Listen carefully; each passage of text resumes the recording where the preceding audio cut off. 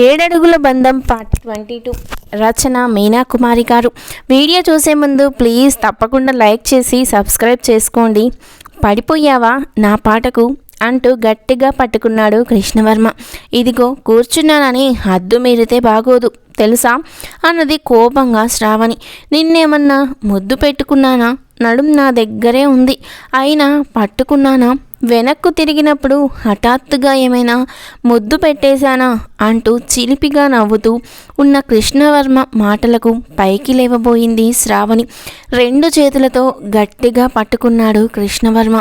ఏమి సార్, ఒళ్ళు ఎలా ఉంది నీకు అన్నది శ్రావణి కోపంగా. అల్లరి చేష్టలకు త్వరగా లొంగిపోయే ఘటం కాదు ఇది అన్నది చాలా సీరియస్గా శ్రావణి.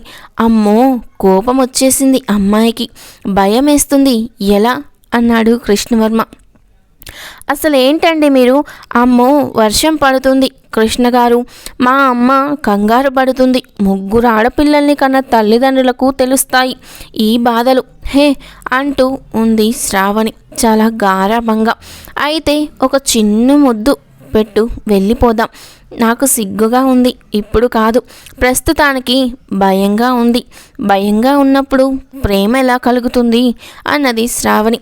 అవును, ఒక డాక్టర్గా అది కూడా పరీక్షించడానికి నిన్ను ఇలా ఉంచాను అన్నాడు కృష్ణవర్మ. హలో, వదలండి అమ్మ, మా అమ్మ ఫోన్ చేస్తుంది అన్నది శ్రావణి భయంగా. ఓపెన్ చేయి, అత్త నీ కూతురు నా దగ్గర భద్రంగా ఉంది అని చెబుతాను అన్నాడు కృష్ణవర్మ అల్లరిగా. చినుకు చినుకు పడుతూ ఉంది, చెలిన సరసన ఉంది. చెట్టా పట్టా చేతులు పట్టి ఏదైనా చేద్దామా అని నా మనసు అంటుంది. నీ పేరు కృష్ణ అని, లేకపోతే 2 దెబ్బలు తగిలించేదాన్ని. నా సంగతి తెలీదు అన్నది శ్రావణి. ఇది చాలు, ఈరోజు చాలా దగ్గరగా నీ కోపం చూడాలి అనిపించింది. చాలా బాగుంది. నీ ముఖం కందిపోయింది, తడిసిపోతున్నావు. అసలే జలుబు చేస్తుంది. రాత్రి నీ చింతకొస్తే నాకిబ్బంది అన్నాడు నవ్వుతూ కృష్ణవర్మ. కలలో భయపడకు అంటూ నవ్వేశాడు. అయినా కలలో అయినా కూడా నా దగ్గరకు రావడానికి మీకేం అధికారం ఉంది అన్నది కోపంగా శ్రావణి. అవునవును, కృష్ణలో పడిపోతే పోతే పోయింది అని వదిలేయకుండా కాపాడుకున్నాను. నా కోసం నీకు పునర్జన్మ ఇచ్చింది, ఆ సంగతి మర్చిపోయావా అన్నాడు కృష్ణవర్మ. మీరు కాకపోతే ఇంకొకరు వచ్చి కాపాడేవారు. ప్రాణం ఉండాలి అంటే ఉంటుంది, పోవాలి అంటే పోతుంది, అంతే కదా. అంత కృష్ణమాయ అన్నది శ్రావణి. అవునవును, నా మాయే, అదే నేను నీకు చెప్తున్నాను. పెళ్ళి కాకముందు సరదాలు సరసాలు బాగుంటాయి కృష్ణలీలలో. నేను చాలా చదివాను. నిన్ను చూస్తుంటే నా కోసం పుట్టిన దానిలా అనిపించావు, అందుకే నిన్నిలా తీసుకొచ్చాను అంటూ నవ్వాడు కృష్ణవర్మ. అందులో మా కృష్ణయ్య కూడా ఎంకరేజ్ చేస్తున్నాడు నన్ను అంటూ నవ్వేశాడు కృష్ణవర్మ. లేకుంటే ఓని నా దగ్గరకు రాదు కదా అని మళ్ళీ నవ్వాడు. ఆ కృష్ణమాయ నన్ను కూడా నీతో కలుపుతుంది, అలా అని నేను ఇప్పుడే చెప్పను నీకు అని నవ్వుకుంది.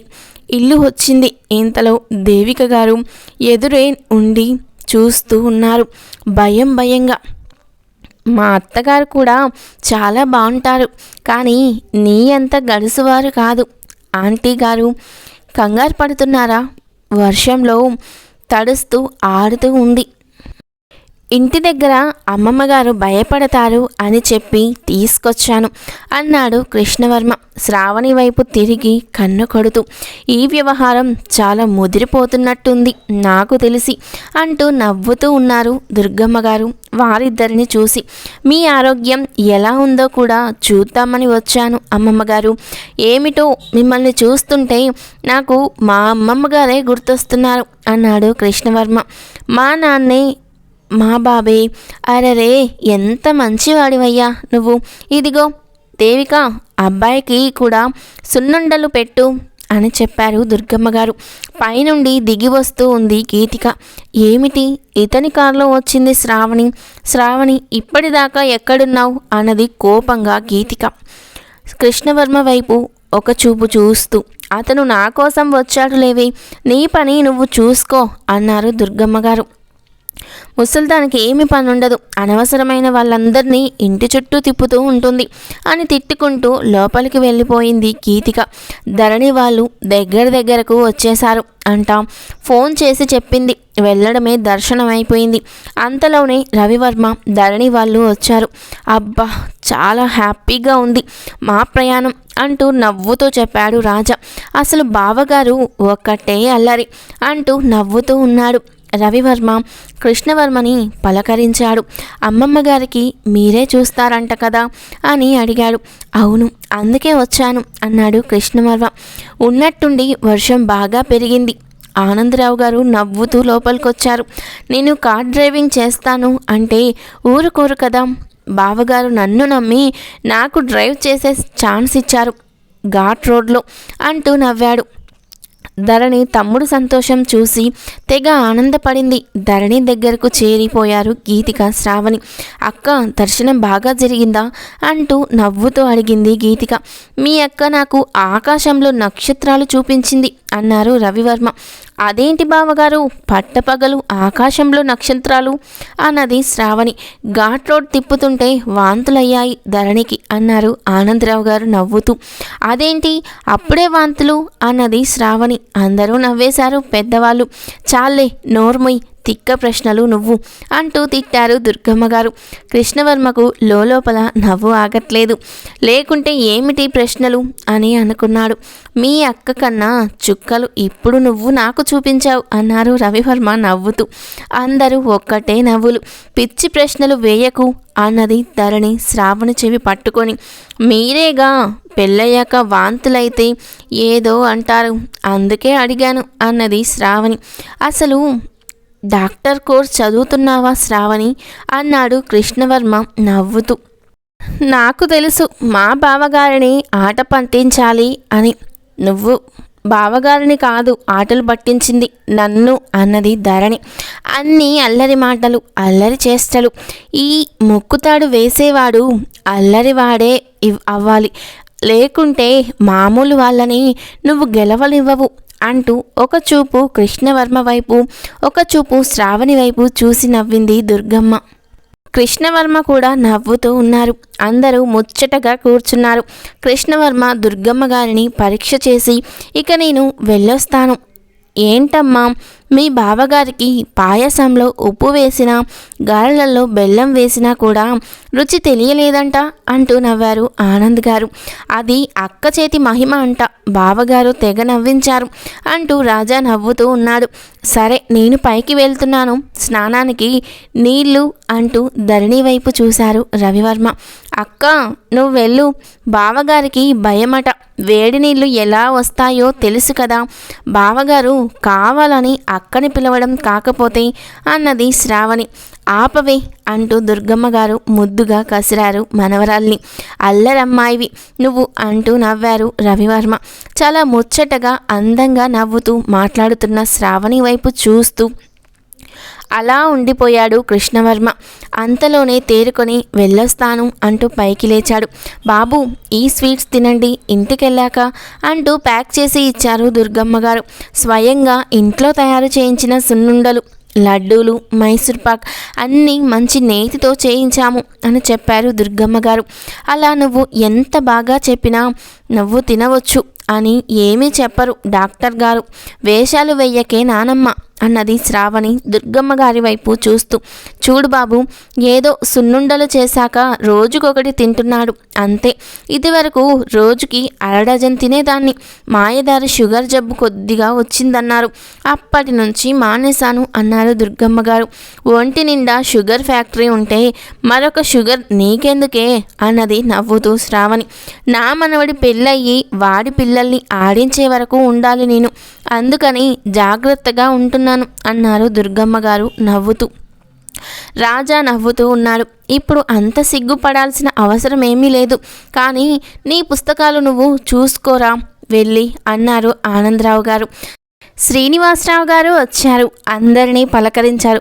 సరేలే, పైన రూమ్లో ఏర్పాట్లు చేయండి, రెండో రోజు కదా అన్నారు దుర్గమ్మ గారు నవ్వుతూ. అన్ని ఏర్పాట్లు చేసే ఉన్నాయి అత్తయ్య గారు అంటూ నవ్వారు దేవిక గారు. వెళుతున్న కృష్ణవర్మ గారి వైపు చూస్తూ, బాగున్నాడు కదూ, శ్రావణికి కరెక్ట్గా సరిపోతాడు అన్నాడు దుర్గమ్మ గారు. శ్రీనివాసరావు గారు నవ్వుతూ, అమ్మ, మధ్యలో గీతిక ఉంది కదా, శ్రావణి మాట ఇప్పుడెందుకు అన్నారు నవ్వుతూ. పిల్లలు ఎవరి గదుల్లోకి వారు వెళ్ళిపోయారు. పెద్దలు నవ్వుకున్నారు. రాజా, కేక్ తెచ్చావా అన్నారు గీతిక శ్రావణి. ఇదిగో బుజ్జి, చిన్ని అక్కలు, మీరు చెప్పినట్లే అన్నీ రాయించాను. రవివర్మ, గీతిక, శ్రావణి ఇద్దరు వాళ్ళ అక్క గదిలోకి వెళుతుంటే అక్కడే కుర్చీలో ఉన్న దుర్గమ్మ గారు, ఎక్కడికి మీరు వెళ్ళేది, అక్క గదిలోకి ఇదివరకులాగా మీరు వెళ్ళకూడదు అన్నది కోపంగా దుర్గమ్మ. ఎందుకు వెళ్ళకూడదు అన్నది శ్రావణి. అక్కకు పెళ్ళయింది కదా, అయితే అంటూ కోపంగా అడిగింది శ్రావణి. అక్క బావగారు ఇద్దరు ఉంటారు కదా, అలా వెళ్ళడం పద్ధతి కాదు అని చెప్పారు దుర్గమ్మ గారు చిన్నగా. బావగారికి బాగానే కనిపిస్తుందిగా, అక్క బదులు మా చేతులు కానీ పట్టుకుంటారా ఏమిటి అన్నది శ్రావణి. గీతికకు వాళ్ళ నానమ్మ ముందు మాట్లాడాలంటే భయం. మౌనంగా కోపంగా చూస్తుంది. ముసలిదానికి అన్నీ కావాలి. అసలు వాళ్ళు రూమ్లో ఎలా ఉన్నారో, రూమ్లో ఎలా డెకరేషన్ చేశారు, ఏవేవో తెలుసుకోవాలని ఉంటుంది కదా మాలాంటి అమ్మాయిలకు అనుకుంది గీతిక. నానమ్మ వెళ్ళనివ్వదు అన్నది గీతిక శ్రావణి చెవిలో చెప్పి శ్రావణిని రెచ్చగొడుతూ, మేము వెళ్ళాలి అన్నది శ్రావణి. ఒరే శ్రీను, నీ పెద్ద కూతురికి మాత్రమే నువ్వు పెళ్లి చేయగలవు, ఈ రెండు కూడా నీకు అవకాశం ఇచ్చేటట్టు లేవు. అసలు ఈ శ్రావణి మరీ అల్లరిదైపోయింది అంటూ పెద్దగా అరిచారు దుర్గమ్మ గారు. డాడీ, అక్క, బావగారితో కేక్ కట్ చేయించాలని మేము తయారు చేయించి తెప్పించాం. నానమ్మ లోనికి వెళ్ళనివ్వడం లేదు డాడీ అని చెప్పింది శ్రావణి. తప్పురా బంగారం, అలా వెళ్ళకూడదు కదా అన్నారు ఆనందరావు గారు నవ్వుతూ. ఏమిటో ఈ సిద్ధాంతాలు, మేమేం చేస్తాం, బావగారిని కొరుక్కొని తింటామా నానమ్మ అంటూ దుర్గమ్మ వరకే వినబడేటట్లు చిన్నగా చెవిలో అన్నది ఈ శ్రావణి. అలాగే నాన్నగారు, బాబాయ్ అన్నది చాలా గౌరవంగా.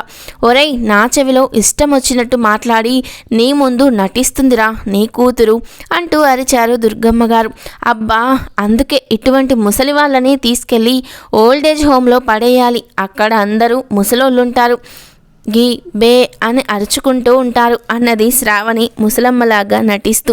దుర్గమ్మ గారికి మాత్రమే వినబడేలాగా అన్నది శ్రావణి. చూడరా, నన్ను ఓల్డేజ్ హోమ్లో పడేస్తుందంట అన్నారు దుర్గమ్మ గారు. ఇంత జరుగుతున్నా లోపల ఏం చేస్తున్నారు అక్క, బావగారు అన్నది శ్రావణి.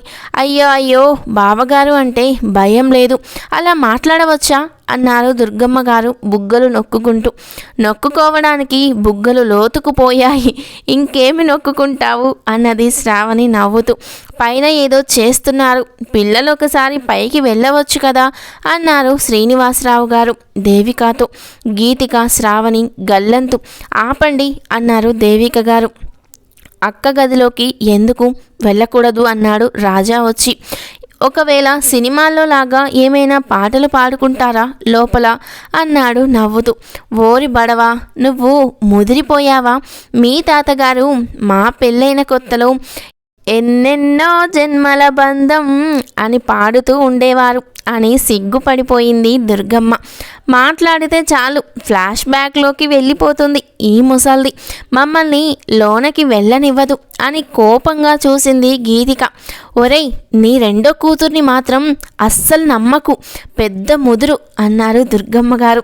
గీతిక ముఖం వైపు చూసి గమనించి చేసి మాట్లాడకపోయినా లోపల మనసులో మాట తెలుసుకుంటుంది ముసల్ది అనుకుంది గీతిక. అరే రాజా, నువ్వు కిందకి పద అంటూ కేకలు వేశారు దుర్గమ్మ గారు. ఇంతలో ధరణి తలుపు తీసింది. ఏమిటి, అందరూ బయటే ఉన్నారు అంటూ నవ్వింది. అందరం కలిసి ఈరోజు మీ దగ్గరే రాత్రికి ఉందామని వచ్చాము అక్క అన్నది శ్రావణి బుద్ధిగా అమాయకంగా చూస్తూ. రవివర్మ గారు కూడా బయటకొచ్చారు. ఎంత అందంగా ఉన్నాడు మనవడు, నా మట్టుకు నాకే ఒళ్ళు జివ్వుమంటోంది అయ్యో అని తెగ సిగ్గుపడిపోయారు దుర్గమ్మ గారు. నువ్వు తాతగారితో డ్యూయట్ సాంగ్ వేసుకో, మేము లోపలికి వెళ్తున్నాం అక్క, గదిలోనే ఈరోజు మాకు పడకలు అన్నది శ్రావణి గీతిక చెయ్యి పట్టుకొని లోపలికి వెళుతూ. అయ్యో రామ రామ, పక్క మల్లెపూలతో చక్కగా అలంకరించుంది. పెళ్ళి కాని పిల్లలు లోపలికి పంపడం మంచిది కాదు అస్సలు. లేనిపోని ఆలోచనలతో తప్పులు చేస్తారు తెలియని వయసులో అని ఇదివరకటి పెద్దవాళ్ళు గోల చేసేవారు అని భయపడిపోయింది దుర్గమ్మ. తప్పక దుర్గమ్మ గారు కూడా లోపలికి వెళ్ళారు. అక్కడ టేబుల్ మీద కేక్ రెడీగా పెట్టింది శ్రావణి. నానమ్మ భయపడకు, కేక్ కట్ చేయించి మేము వచ్చేస్తాంలే, నువ్వు వెళ్ళు వెళ్ళు అన్నది శ్రావణి దుర్గమ్మ గారిని. ఈ కేకులు ఇలా కట్ చేస్తారని నాకు తెలియదే, నేను కూడా చూస్తాను అన్నది దుర్గమ్మ గారు తల ఊపుతూ అందంగా నవ్వుతూ. బావగారు అందరికంటే అందంగా ఎవరున్నారు మీ మనసుకు అంటూ తిప్పుకుంటూ అడిగింది గీతిక. ఈ అక్క ఎప్పుడు అందం పిచ్చిది, కరెక్టే నానమ్మ చెప్పింది, ఈ గదిలోకి రాకుండా ఉండాల్సింది అనుకుంది శ్రావణి గీతిక వైపు చూస్తూ. రవివర్మ గారు ముగ్గురి వైపు మార్చి మార్చి చూశారు. గీతిక తెగ సిగ్గుపడిపోతూ ఉంది. శ్రావణి అందంగా నవ్వుతూ తల వంచుకొని అమాయకంగా ఉంది. రవివర్మ గారితో జీవితం పంచుకున్న ధరణి ఆయన మనసు తెలుసు కాబట్టి గుంభనంగా నవ్వుతుంది. నాకైతే మీ ముగ్గురిలో అంటూ చేతితో చూపిస్తూ దుర్గమ్మ గారి వైపు చూపించారు రవివర్మ గారు. అరే అమ్మమ్మ గారు ఇప్పటికీ అందంగా ఉన్నారు అంటూ పొగిడారు రవివర్మ గారు. అయ్యో ఈ వయసులో కూడా చాలా అందంగా కనిపిస్తున్నానా నేను, అందుకే సిగ్గుపడుతూ ఉంటాను బాబు, మనవరాళ్ళ దగ్గరికి రాలేకపోతున్నాను అందుకే అంటూ తెగ సిగ్గుపడిపోయింది దుర్గమ్మ గారు. ఓసి నీ ఏసాలో తాతగారు అందుకే నీ ఏసాలు చూడలేక బాల్చి తన్నేసింది త్వరగానే అన్నది శ్రావణి కోపంగా చూస్తూ. ఒకసారి వీళ్లను సినిమాకి తీసుకొని వెళుతూ ఉంటే కుర్రకారు అబ్బాయిలంతా మా వైపే చూస్తుంటే నేను కోపంగా అరిచాను. వీళ్ళను కాదండి, మేము చూస్తుంది మిమ్మల్ని ఆంటీ గారు అన్నారు ఆ కుర్రవాళ్ళు అంటూ నవ్వేశారు దుర్గమ్మ గారు. అవును, నీ నుండి తప్పించుకోవడానికి దొంగ మాటలు చెప్పారులే అనుకుంటే గీతిక మనసులో గదిలోకి రాకూడదు మేము కాదు నువ్వు రాకూడదు, నీ సిగ్గు చూడలేక చచ్చిపోతాన్నాం అనుకుంది శ్రావణి కోపంగా. కృష్ణయ్య నీ మాయతో మాత్రం చుట్టేస్తావు అందరినీ, అసలు చిన్న లేదు పెద్ద లేదు, నీ మాయలతో అందరినీ ఆట ఆడేస్తావు, చివరకు బోల్తా కొట్టి ఇస్తావు అనుకుంది శ్రావణి. సరేలే సైలెన్స్ బావగారు, అక్క మీరిద్దరూ కేక్ కట్ చేయండి అన్నది శ్రావణి.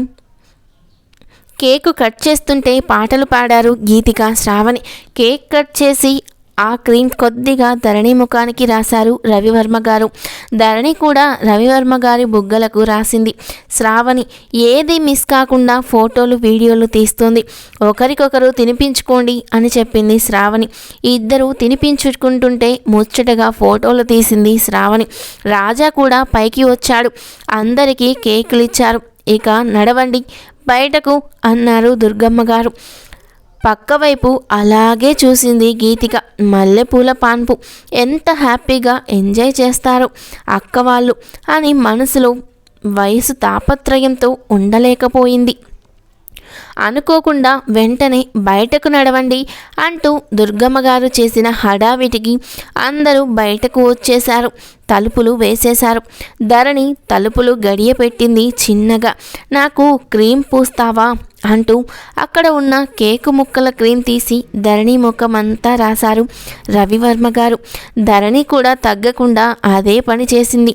నిన్ను అంటూ ధరణి కొంగు పట్టుకొని నా ముఖం క్లీన్ చేయాలి క్లాత్తో కాదు అంటూ ధరణి ముఖాన్ని వదులుకుంటున్నాం తన పెదవులతో మత్తు కలిగించేలా ధరణి ముఖాన్ని శుభ్రం చేస్తున్నారు. ఎందుకు రాశావు, నువ్వు కూడా ఇదే పని చెయ్యి అన్నారు రవివర్మ గారు. అయ్యో అనుకుంటూ ధరణి సిగ్గుపడుతూ తన పెదవులను రవివర్మ గారి బుగ్గలకు ఆనించింది. అలా అయితే పోతుందా, ఇలా ఇలా అంటూ అల్లరల్లరి చేసేశారు రవివర్మ. ధరణి ముఖాన్ని తన చేతుల్లోకి తీసుకొని కిలకిల నవ్వు ఆపుకోలేక గట్టిగా నవ్వేసింది ధరణి. బయట నిలబడి ఉన్న గీతిక ఆ నవ్వులకు ఒక రకంగా ఫీల్ అయ్యి తన గదిలోకి వెళ్ళిపోయింది. అందరూ కిందకు వెళ్ళిపోయి లైట్లు తీసేశారు.